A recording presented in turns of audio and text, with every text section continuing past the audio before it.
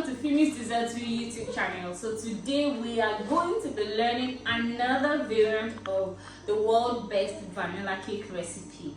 This is so exciting because I need you all to understand that, you see, my vanilla cake recipe is a very versatile basic recipe that can be switched up in any flavor possible. But that doesn't mean that I always do that. But for today, I'm going to be introducing to you my chick chunk butter cake. And my chick chunk butter cake is just another variant of my vanilla cake. There are just a few slight modifications and differences. The measurements and recipe for my vanilla cake slightly differs from this one, but it has almost about the same result, so it's still about the vanilla cake. So let me give you a quick run on the recipe now. We're going to leave this to cream together, and then I'll be back to wrap up the video. I'm going to make this as fast as possible. So first of all, for the dry ingredients, the flour is going to be 355 grams of all-purpose flour. Seen here, already pre-measured everything. 1 tablespoon of baking powder. Okay, I think it's not here. Okay, it's here. See, any good brand is okay. 1 tablespoon of baking powder, a dash of nutmeg, and a dash of cinnamon for enhanced flavor.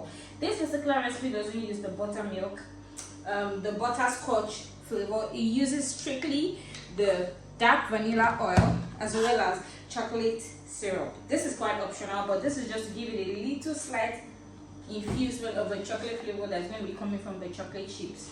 Now, so that's for the dry ingredients. And for the other part of the recipe, we're going to be using 230 grams of salted margarine. Any good brand is okay. We're going to be using 235 grams of granulated sugar as seen here. We're going to be using 4 large eggs already shown here. 1 cup of milk, not buttermilk, regular evaporated milk as I've illustrated in my previous videos. And then we're going to be using 2 tablespoonfuls of dark vanilla. That is always a staple. And then we're going to be using just 1 teaspoon of this chocolate cake syrup, which is optional, but I always use to infuse more chocolate flavor. And then we're going to be using 1 cup of mixed chocolate chunks of chocolate from compound chocolate and mini chocolate chips as seen here. And then I go ahead to switch things up by adding some white chocolate to give it like diverse flavors and a rich result. And then we have another additional half of the mixture that's going to be going on the surface of the cake. So right now, I'll just be adding the sugar into the mix. This is already the butter pre-measured. And then we're going to be beating this till light and fluffy for about 3 to 4 minutes. I'll come back to show you how I'll be adding up all the other ingredients into it.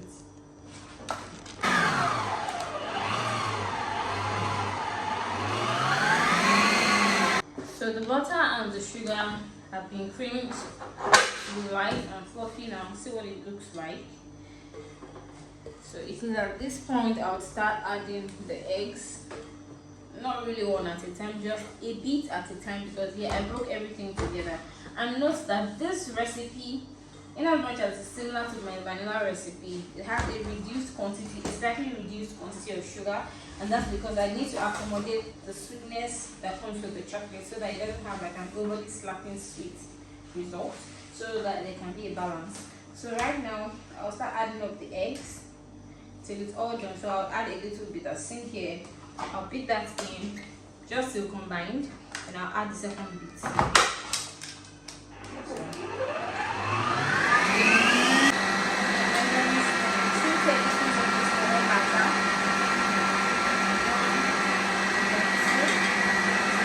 Just 1 teaspoon, that's why I said this is optional. So you don't even use just 1 teaspoon of butter. So it's almost something I will aside. So you stand at a good advantage of it not sinking to the bottom, especially when the chocolates haven't been chopped so big to be heavy. But regardless of that, I always go for me the part where I just coat it lightly to make sure everything is well fixed into the batter itself. So let me just drop this very quickly. If you have watched up until this point, you've done well. Okay, well done. So first of all, you should type vanilla cake in the comment section. Let me know those that followed me up until this time, and then you can then go ahead, if you really appreciate what I'm doing, you can then go ahead to click on the super thanks icon down below. That shows that you appreciate me, and whatever token you want to drop is very much welcome. And again, for those that have been finding it really difficult, you join my membership platform. We're trying to work things out.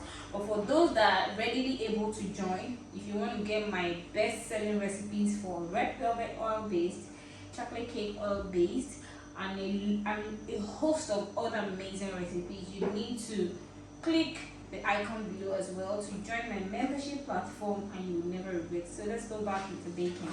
So the next thing we're going to be doing now is to add the first batch of flour. This doesn't come in any particular measurement, just eyeball it. Just make sure you have enough to go 3 times.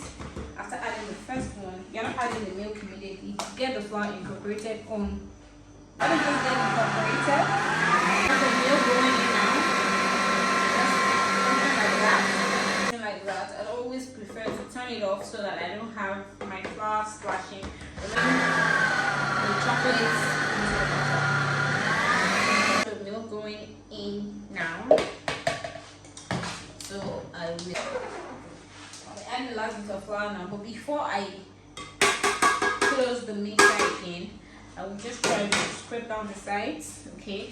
Remember that I said I was going to use a bit of flour to dust the chocolate. So this works. So this is the bit that's going to be going on the top of it. It doesn't need dusting. This is the one I'm going to be dusting. Can you see already that I have the chunks, I have the chips, everything just blends in nicely. And that is the reason why, like I said earlier, I reduced sugar. You know, when the chocolate melts into it, it's going to enhance the sweetness.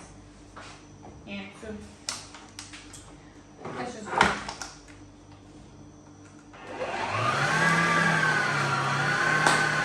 Okay, I'm going to leave this for about 2 to 3 minutes just so that it can get well incorporated. The more you mix this in, the lighter it will become, and the more aerated it will be. At this point, can you see that the batter is not running? So I don't expect it to sink. See what it looks like. So I'll be adding this into it now. Easy peasy. Fold this in thoroughly. Reason why I don't want to use the mixer is because I'm trying to be careful not to over mix it, because at this point it just needs gentle firm strokes to get it distributed evenly as seen.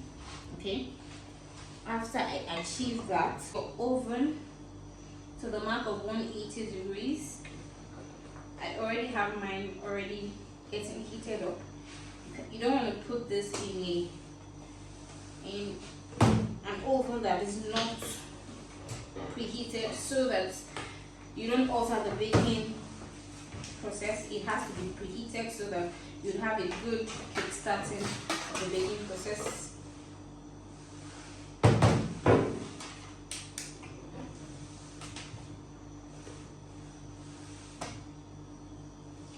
I normally put on the top, just slightly, in no particular order, just slightly.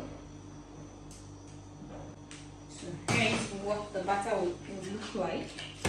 So once I'm done with this behind the camera, I will be popping it into the oven for a minimum of 40 minutes for the bigger pan, but a minimum of 25 minutes for the smaller loaf pan, because of course this is expected to bake up faster, despite the fact that it's from the same recipe. It doesn't alter anything.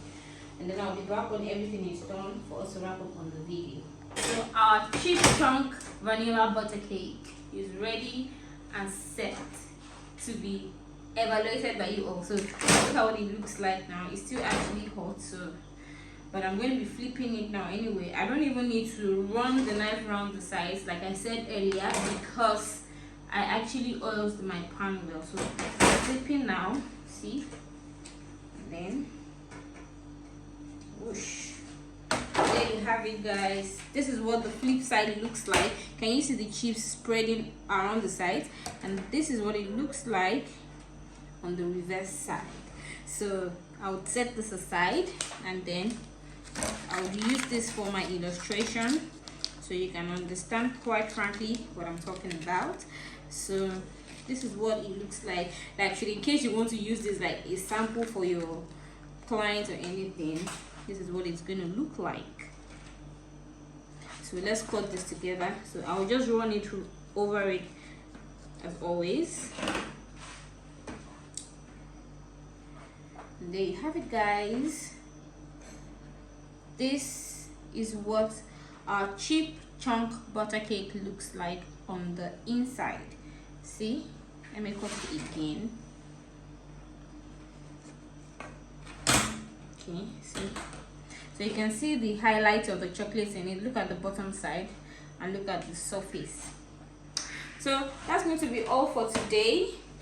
I hope that you learned something. I hope you're going to try this out, and I hope that you enjoyed watching. Till next time, stay close, and don't forget, if you found this video helpful, do let me know in the comment box, and you can always say a thank you to me through the icon on your lower screen. Till next time, guys, I remain your favorite girl, your favorite baker girl, Fimiesdessertsville.